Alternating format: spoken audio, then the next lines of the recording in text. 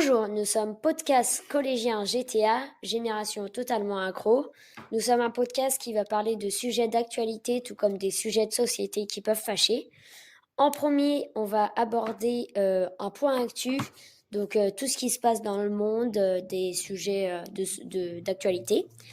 En deuxième, on va parler de la communauté LGBTQIA+, que signifient ces lettres.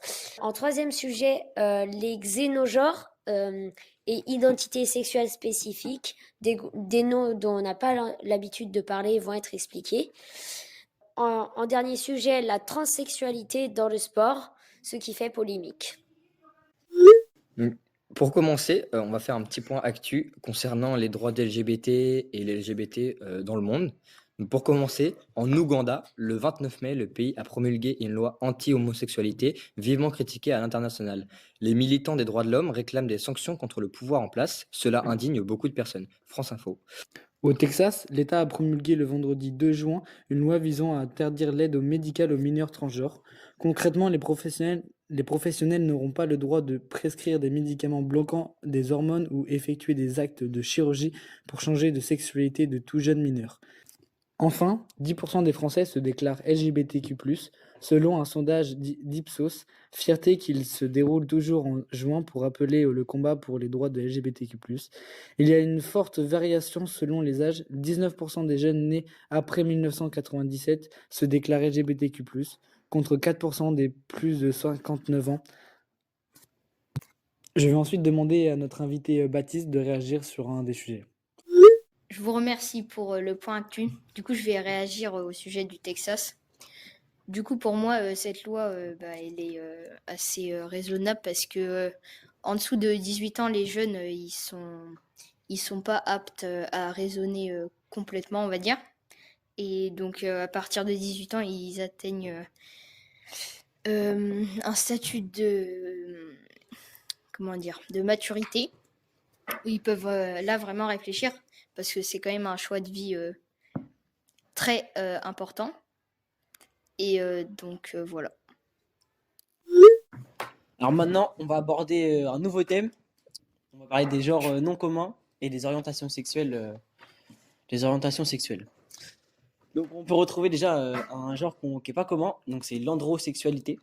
Donc c'est une personne sexuellement et émotionnellement attirée par la masculinité. Donc ça c'est un nom qu'on n'entend pas beaucoup. Après on peut retrouver aussi les autosexuels. C'est des personnes attirées sexuellement et émotionnellement par elles-mêmes. C'est assez poussé, on monte dans l'échelon là.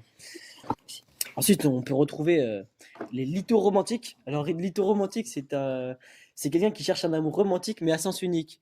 Donc, pour approfondir ce genre, on peut dire que c'est quelqu'un qui aime une autre personne en voulant que cette autre personne ne l'aime pas. Donc, c'est pas très très logique. Mais après, il y en a, ils font ce qu'ils veulent. Ensuite, nous avons aussi l'allophobie. Donc, l'allophobie, c'est de la peur ou le dégoût par des personnes ayant une identité de genre. Donc, tous les genres qui sont possibles, sauf un, parce que du coup, c'est l'anti-genre. Donc, l'anti-genre, c'est une identité de genre ou une non-compréhension de celui lié à l'autisme de la personne. Donc, maintenant, je vais présenter le dernier genre en date. Donc, c'est le plus poussé. Donc, c'est les xénogenres. Donc, des individus qui s'identifient à un autre genre, animal, végétal, objet, inanimé ou même humeur. Si vous voulez plus d'informations, allez voir le site Néon. Donc maintenant, on va écouter la réaction d'un de nos invités. Donc Elias, je te laisse la parole. Merci Maxime. Selon moi, ces gens-là ne me dérangent pas tant qu'ils ne changent pas le monde dans lequel on vit, qui est déjà assez changé pour moi, je pense, et qui n'obtiennent pas plus de droits par rapport aux autres personnes dans la société et qui n'influencent pas mes enfants, moi, mes amis et tout ça.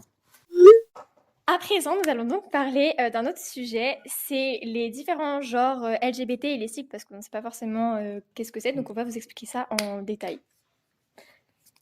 D'abord, le cycle complet, c'est LGBTQIAAP+. L veut dire lesbienne, c'est les femmes qui sont attirées par d'autres femmes. Le G veut dire gay, c'est les hommes qui sont attirés par d'autres hommes. Le B veut dire bisexuel, c'est des gens qui sont attirés soit par des hommes, soit par des femmes.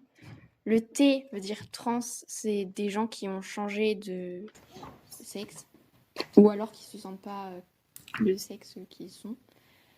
Le premier Q, il représente queer. Donc queer, c'est toutes les personnes qui ne sont pas dans les genres cités, c'est des genres différents des autres.